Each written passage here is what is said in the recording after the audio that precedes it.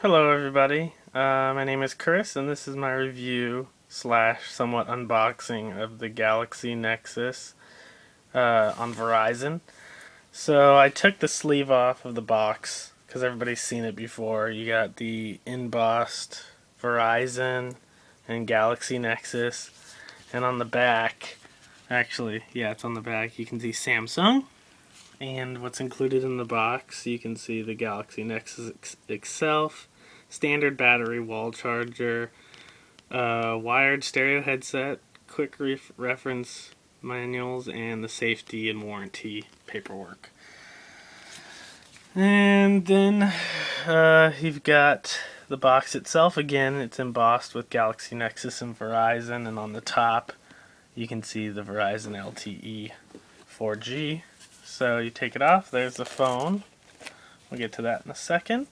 And then you've got what's inside, which I've kind of taken stuff apart, but you got your micro SIM 4G LTE. Then you got your manuals, which I keep together, and I have the sticker from the screen on it.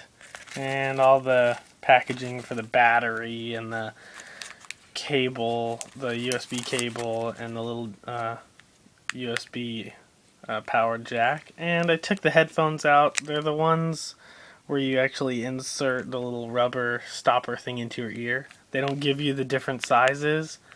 They only give you the one that's on the actual headphones. And there's an inline microphone with a pickup button. I personally don't like those kind. I use the Apple white ones that come with like an iPod Touch or an iPhone with the inline mic. They're a little bit more comfortable for me. So that's all of that. And it took Verizon 4 SIM cards to get it actually activated for me when I was at the store. I don't know if they just had bad luck or if the connection, because of the LTE outage they were having around that time, made them do that. So, right now it's got the standard that's the GSM version. The 1850 milliamp battery inside of the phone right now. So you can see that there's actually the little hump for the speaker. It's very noticeable, which it doesn't, when you're holding it, it's not bad.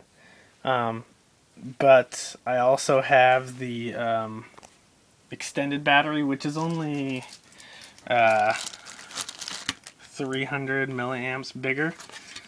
And let's see if I can, yeah, you can see it curves outward on it instead of inward like this one. It's kind of got that little curve at the end there. So the battery size is not physically much thicker, but as I said, this one's a 21 milliamp battery. And I just like to charge them both up. On the weekends I use the standard battery because I'm not using the phone as much as I am during the week. And physically, on the left side you've got the volume rocker, and you can see the contoured display, which is a Super AMOLED HD screen, which is 4.65 inches. And one of the really cool things is when you don't have it lit and the lighting's just right, it just looks like a black piece of glass with reflection until you turn that screen on. And this camera doesn't give it any justice, but the darks are darks and the colors are brilliantly bright and vivid.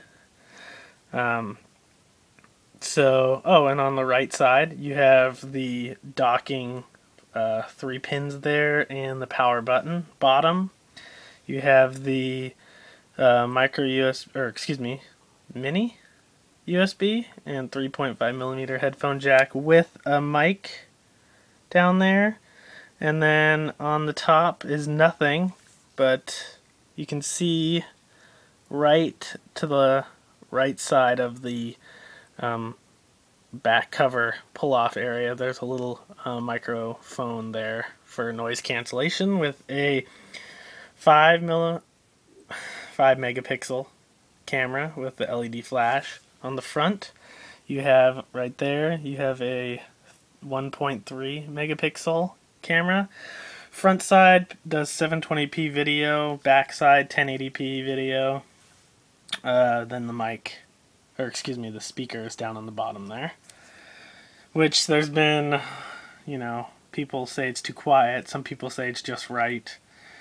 Supposedly there may be a fix coming out to make it a little bit louder, but I think it's personally fine because I leave my phone on vibrate most of the time anyways, so I can hear it that way. And so the phone isn't too heavy. I'm used to bigger screens, the 4.3-inch Droid Bionic, the Evos and such. So this really isn't that much bigger, but everybody else that sees it, they're like, wow, that's a huge screen, because they're used to their iPhones and such. So overall, I really like this phone. Moving on to the software, something new to us all, well, in the last couple of months, is Android 4.0, Ice Cream Sandwich.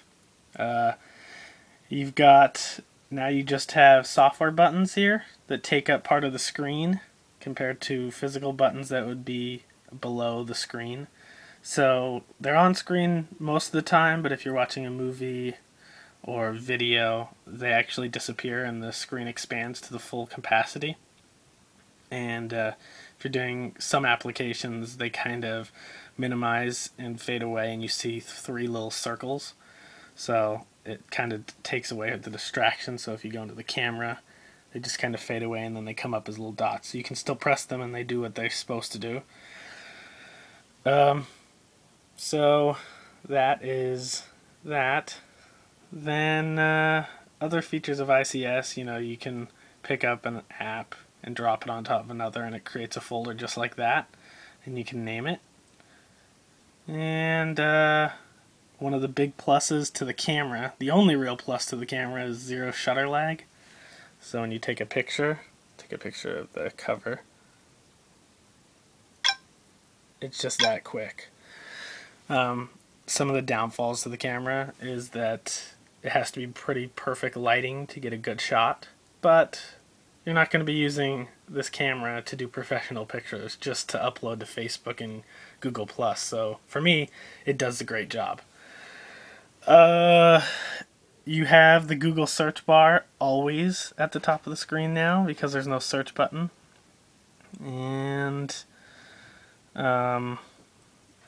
if your application is made for ICS specifically, like for example any of the Google applications, you get a menu button up here at the top which is 3 dots. If it's not specific to ICS, if it's just been brought up with the Android Developer Kit, then it will do something like that, where it puts it down in the bar. Which personally, I think they should just put it there anyways, because, you know, if you're using the Galaxy, excuse me, if you're using the Nexus S, the menu button is permanently down there, and I've seen the UI is a little bit different because it'll come up and bring the settings up. But that's another story for another day. So, the only bloatware on this machine would be the My Verizon application, and the second application is actually something I disabled, but it's the backup assistant. And the way you can disable that is going into the settings and go to your apps. And I don't know, let me see if I can find backup assistant. Oh, too far. Oh, maybe because I disabled it I can't find it? Or maybe it's under Verizon.